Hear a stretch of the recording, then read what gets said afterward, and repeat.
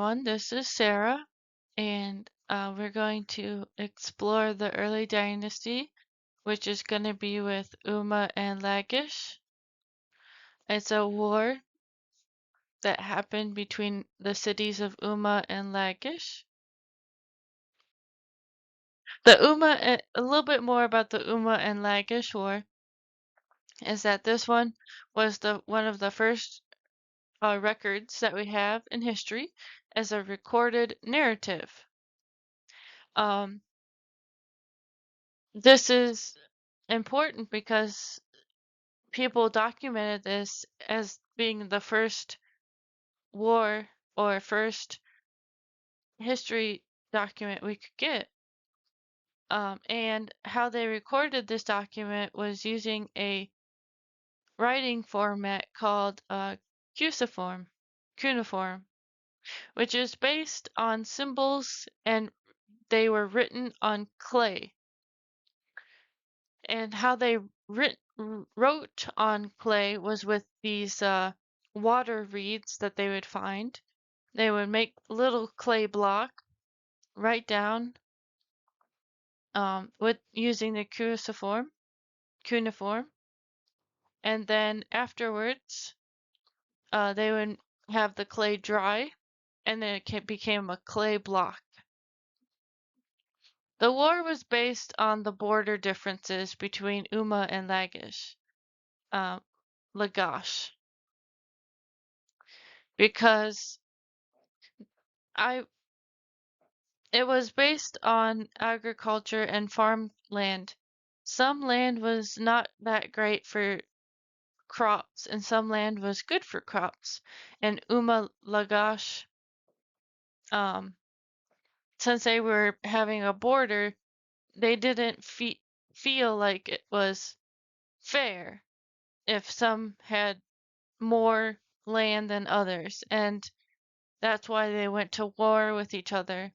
And this war went on for a very long time.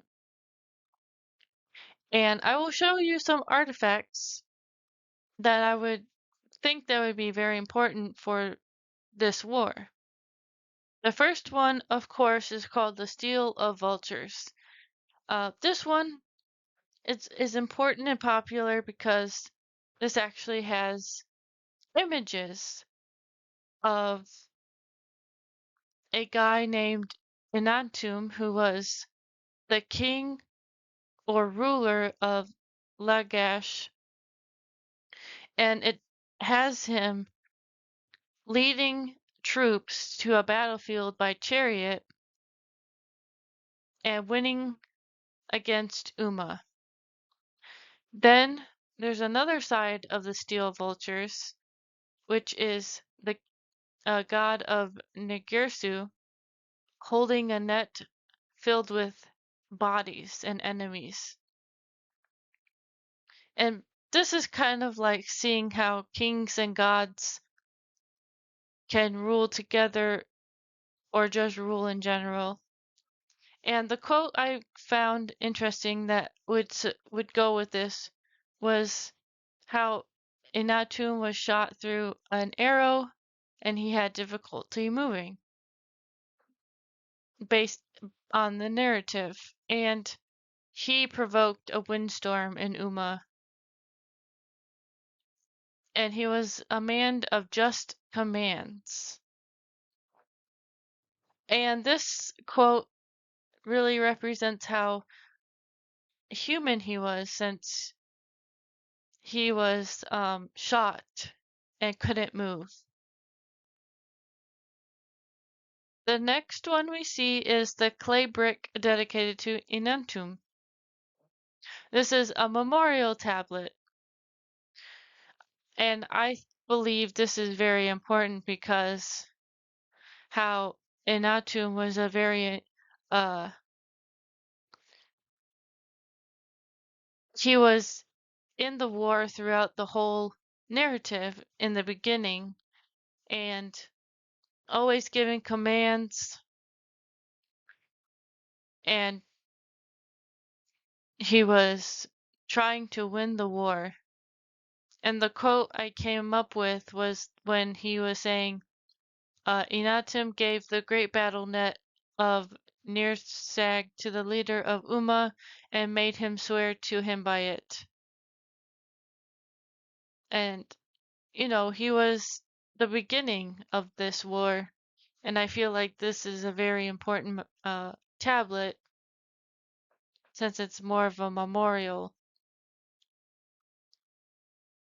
Then we have the bowl for Nirgursu, which throughout the war and throughout just in general religious reasons, a lot of people would make bowls, vases, and statues uh, for the gods and goddesses, which would be like monuments. And they would build specific temples as well for the gods and goddesses to live at. And I think this bowl is interesting because I like how it was designed, even though it's kind of chipped. I mean, it's a very old artifact, but in the writing, um, it says that it was a dedication bowl for Niguru by a guy, Urunimiyina. And it was just a little monument to Nigursu. And the quote I got to explain this, how um,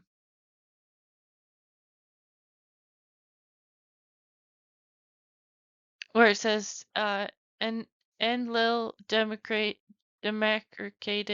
the boundary between Nigursu and Shara, and Meslim erected a monument there and at his orders. It may not specifically be a direct quote for the bowls and pottery, but it is a quote that is important because they talked about how they made monuments. And I would say that bowls would fall under something like that. Now we can get into this monument piece, since we were talking about them back with the bowl for um, Ningurusu. This was created during the rule of Gouda, or Gude. Gude. Now, it's only a piece. I'm sure that this monument was bigger or had more pieces to it. But monuments, they give you lots of respect for the cities or the people, and they were very sacred, I feel like, in this narrative. They in the narrative they spoke about monuments, and one of the quotes was in Inatu would um next and last is going to be the clay brick of Gude. This is a very important piece because Gude had a lot of statues and had a lot of um, monuments towards him, since he was one of the people to restore the temple of Nigursu. Now, there wasn't a lot of quotes for it, but it did mention Gude. And so now we can connect all the artifacts together.